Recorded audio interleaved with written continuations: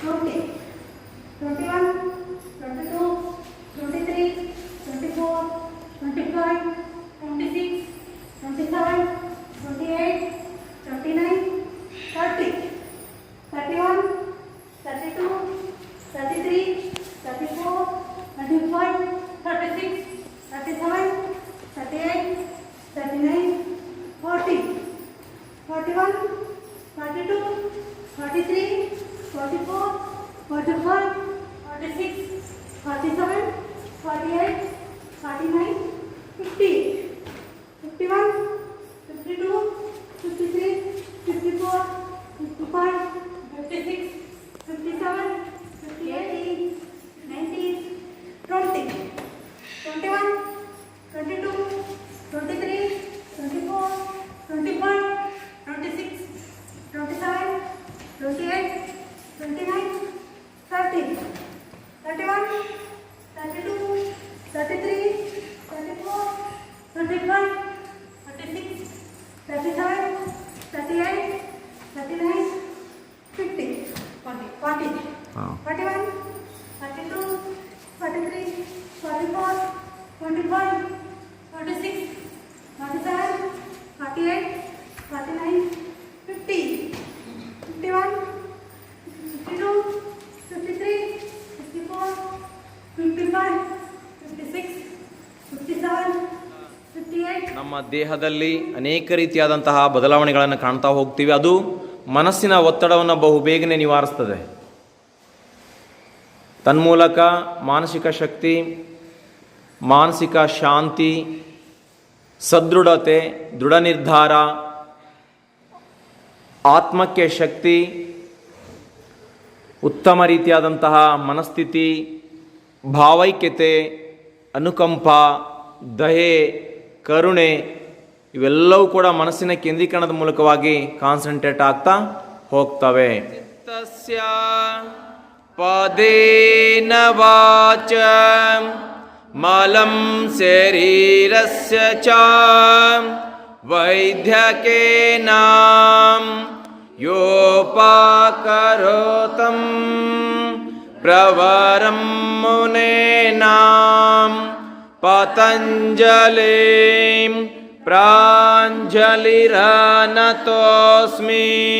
ನಃ ಸುಖಿನೋ ಭವಂತೋ ಲೋಕಾ ಸಮಸ್ತಾ ಸುಖಿನೋ ಭವಂತೋ ಸಮಸ್ತ ಸನ್ಮಂಗಲಾನಿ ಭವಂತು. ಓಂ ಶಾಂತಿ ಶಾಂತಿ ಶಾಂತಿ. ಅಸತೋ ಮಾಂ ಸದ್ಗಮಯ ತಮಸೋ ಮಾಂ ಜ್ಯೋತಿರ್ಗಮಯ ಮೃತ್ಯೋರ್ಮಾಂ ಅಮೃತಂಗಮಯ. ಓಂ ಶಾಂತಿ ಶಾಂತಿ ಶಾಂತಿ. ಅಂತರಿಕ್ಷಕಂ ಶಾಂತಿ ಭಾವರುಕ್ಷಕಂ ಶಾಂತಿ ದೈವರುಕ್ಷಕಂ ಶಾಂತಿ ಜೀವರುಕ್ಷಕಂ ಶಾಂತಿ. ಓಂ ಶಾಂತಿ ಶಾಂತಿ ಶಾಂತಿ.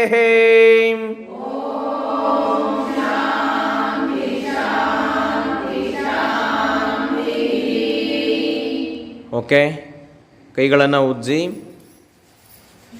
ಓಕೆ, ಮುಂದಕ್ಕೆ ಬಾಗಿ ನಮಸ್ಕರಿಸ್ತಾ ಭೂಮ್ತಾಯಿಗೆ ನಮಸ್ಕಾರವನ್ನು ಮಾಡಿ ಈ ದಿನದ ಎಲ್ಲ ಸಕಲ ಕಾರ್ಯಗಳಲ್ಲಿ ಯಶಸ್ಸು ಸಿಗಲಿ ಅಂತ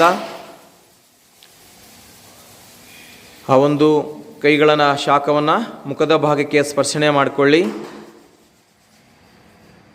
ಗಂಟಲಿನ ಭಾಗ, ಹಣೆಯ ಭಾಗ, ಹೀಗೆ ಮಾನಸಿಕವಾಗಿ ದೈಹಿಕ ಶಕ್ತಿಯನ್ನು ಸದೃಢತೆಯನ್ನು ತಂದುಕೊಳ್ಳಿಕ್ಕೆ ನಿಮ್ಮ ಅಂಗೈಗಳನ್ನು ನೋಡ್ತಾ ಒಂದು ಬಾರಿ ಮನಸ್ಸಿನಲ್ಲಿ ನಿಮ್ಮ ತಂದೆ ತಾಯಿಗಳನ್ನು, ಗುರುಗಳನ್ನು, ನಿಮ್ಮ ಮನೆ ದೇವರನ್ನು ನೆನೆಸ್ಕೊಂಡು ಅರ್ಪಣಾ ಭಾವದಿಂದ, ಭಕ್ತಿಯಿಂದ ನಮನವನ್ನು ಸಲ್ಲಿಸಿ.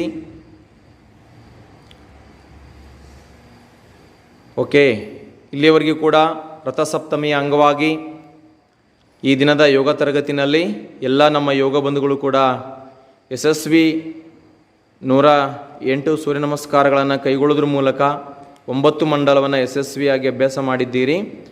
ಆ ಸೂರ್ಯದೇವ ನಿಮಗೆಲ್ಲರಿಗೂ ಕೂಡ ಒಳ್ಳೆಯ ಆರೋಗ್ಯ, ಒಳ್ಳೆಯ ಒಂದು ಚೈತನ್ಯ ಶಕ್ತಿ, ಕ್ರಿಯಾಶೀಲರಾಗಿ ಸಕಲ ಕಾರ್ಯಗಳಲ್ಲಿ ಯಶಸ್ಸನ್ನು ಕೊಡುವಂತೆ ಆಗಲಿ ಅಂತ ಸೂರ್ಯದೇವನಲ್ಲಿ ನಾವು ಪ್ರಾರ್ಥನೆಯನ್ನು ಮಾಡಿ ಇಂದಿನ ಒಂದು ರಥಸಪ್ತಮಿಯ ವಿಶೇಷ ಕಾರ್ಯಕ್ರಮವನ್ನು ಅಂತಿಮಗೊಳಿಸ್ತಾ ಹೋಗೋಣ.